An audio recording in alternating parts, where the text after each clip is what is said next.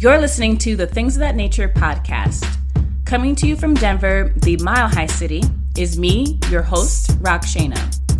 I invite you to join me for truly honest, passionate, and fun talks that motivate, invigorate, and maybe inspire. When you're ready in the Mile High, the sky's the limit. Everything and anything goes. So let's start talking about things of that nature. Hey everyone, thanks for tuning in to this episode of the Things of That Nature podcast. I'm your host, Rockshana, and today we get to be fashionable again. I think again. Yep, let's say again. Today we have Jackie Bertolette, which her story I think is pretty cool. It's kind of like that started from the bottom, now we're here moment. So hi, Jackie. Hi, how are you, Rockshana? Thank you. I mean, I'm doing well, thank you. So Hoax Ohio is a fashion magazine that you started. Do I have that understood correctly? Yes, you do. I started about 5 years ago.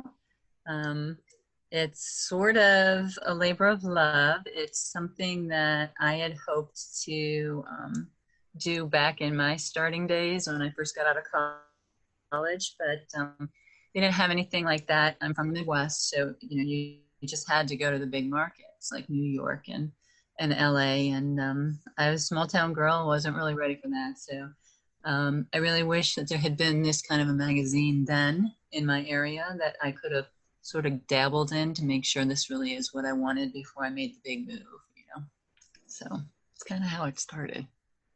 Okay, sounds good. Now, what did you go to school for? My degree is actually in commercial photography. Okay. So yeah, professional editorial photography has always been my thing. I'm really, I have a real creative eye for concept, and so I'm really good at editorial, and it's not something that there's a lot of call for in the Midwest. So yeah, I'm kind of bringing a whole new twist to fashion in the Midwest. So it's kind of cool. What is there fashion in the Midwest? What I'm getting from you is that there isn't much. Actually, there is quite a bit of fashion in the Midwest. Our challenge is that if you're in the industry and you hear that an artist or model or designer is from the Midwest, they kind of pass you by. So a lot of times what happens is the professionals will sort of dub themselves as New Yorkers when they're really in Ohio, just to give themselves the notoriety that they need to be relevant, because being from the Midwest is not considered high fashion. And so I understand why they're doing it, but my goal is to give them a place to come out of the woodwork and say, hey, I'm from the Midwest, and there's cool editorial high fashion here too. So. Oh, I see. That is so interesting. But when you say it, I'm like, I don't know any fashion designers from the Midwest, but I probably could have passed by one and they said they were from New York. Yeah, that's very possible. And so how long have you been doing the magazine for? I started about 5 years ago. I launched it. It is a quarterly magazine, and it comes out online digitally, or you can order it for print and ship directly to your door. We also do, along with our regular issues, we do a special issue that's sort of a picture book almost that goes along with it. And that always highlights a non-traditional group of models. So one of my biggest goals is 100% inclusivity. So I always seek out uniqueness to highlight and show the beauty in. So the main issues will have articles and columns, and of course editorial layouts and everything you would expect from a high fashion magazine. And then there's the special issues that are much smaller and basically highlight some non-traditional models. We've done plus size, we've done mature, we've done challenged models, we've done pets models. So it's really interesting actually to see how beautiful people are on the inside and the out. Of course. And you said that one's kind of attached on to, it's more of a picture book? It's a separate, yeah, it's a physically separate issue, but it's a much smaller, it's more like a coffee table piece. It's just pictures generally. There's no like read in it. It's just kind of a picture book. Okay, cool.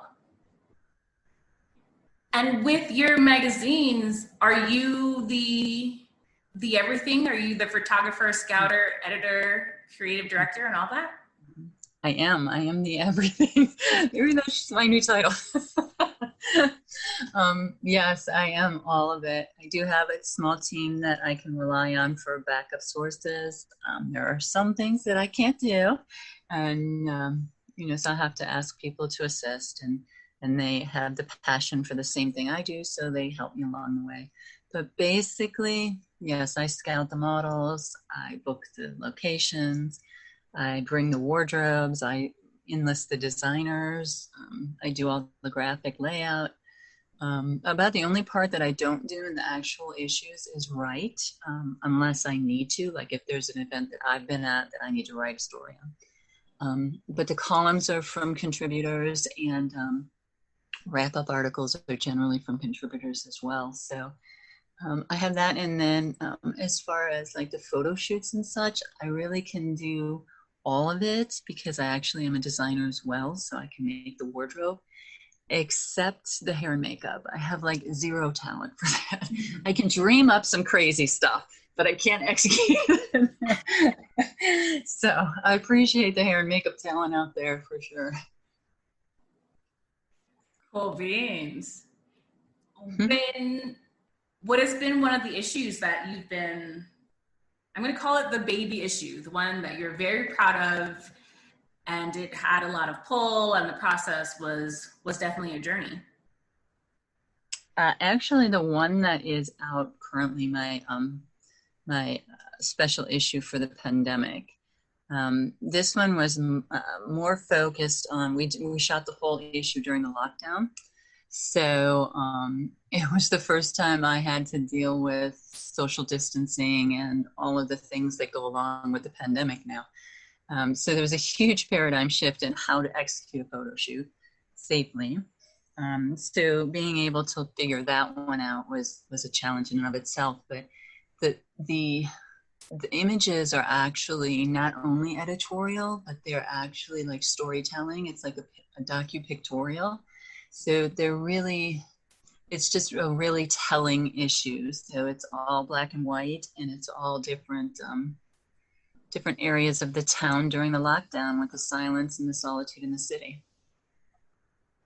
I bet that could have been rough. Even dancing with social distancing and stuff is kind of hard, but I can definitely see how taking pictures and doing locations is pretty hard as well. Yes, the hardest part for me was not being able to, as a photographer, like I can see the lens that, the hair's out of place or the skirt's flipped up or something, like I can see those things through the lens. Mm-hmm. And so I often go and after asking permission, of course, I will touch the model and move the hair or whatever. So it was very difficult for me not to approach the model.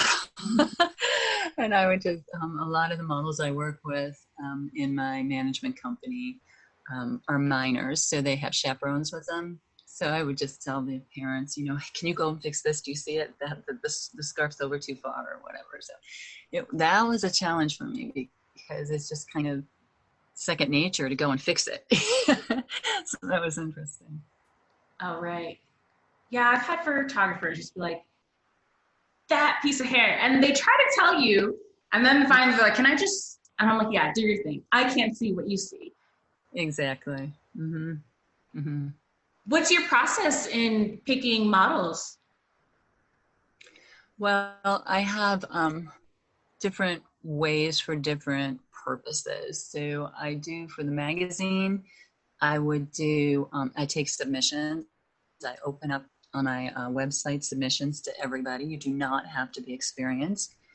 You can be experienced, but you do not have to be experienced. We do a lot of first-time models at our shoots, a lot of first-time designers at our shoots. So part of our goal is to platform to emerging designers or even aspirational models who just want to give it a shot. So that is an email casting. And then for Ohio Fashion Week, which I also run, that is an email casting as well, but we need a little bit more information. We need some video on your walk and things like that.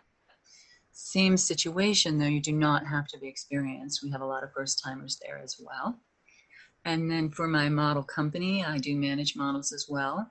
That is a very select group that I use, and that is a face-to-face interview. That's a process, actually. There's a submission and then an interview and then a test shoot. So yeah, so that's a very small group that I manage, and that is much, much harder. You have to be experienced, but I do kind of check out your personality to see how you're going to fit in with us. Right. That's okay. You know, you don't need experience, but if you have a bad attitude, then you're really not going to get along with everyone. Exactly. And you have to be coachable. You have to understand that this is your first time. And you know, I can make anybody into a model if they're teachable. So that to me, positive attitude, we have to uplift each other. There is no negativity or dissent among any of my models. I do not allow it. And you have to be thrilled for each other when great things happen for the other models. And yeah, you just have to have a good attitude and be teachable. And it's like a family. We just have a great time, our discovered models. So yeah, that's a special bond that we carry. And do you only do in-state models? No, not at all. No. And of course, I'm also committed to 100% inclusivity there as well in everything I do.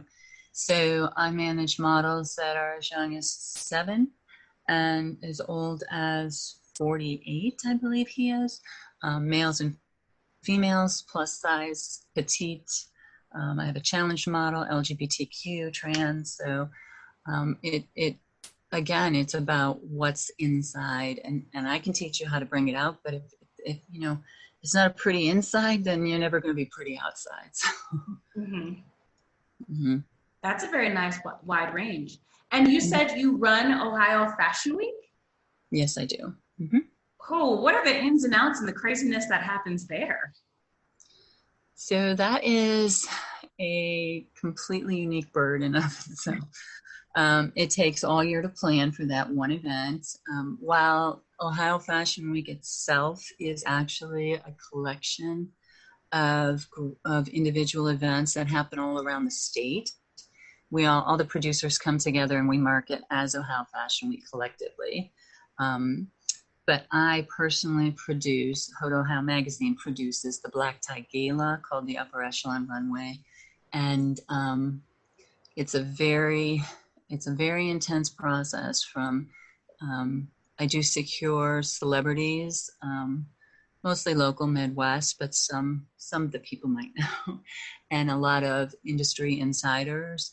And that can take a year to book those in advance. And then the models, we get a huge amount of models who submit. So that's quite a process deciding who we're going to accept.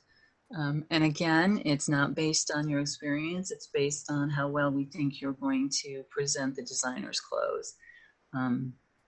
So it's a very long process.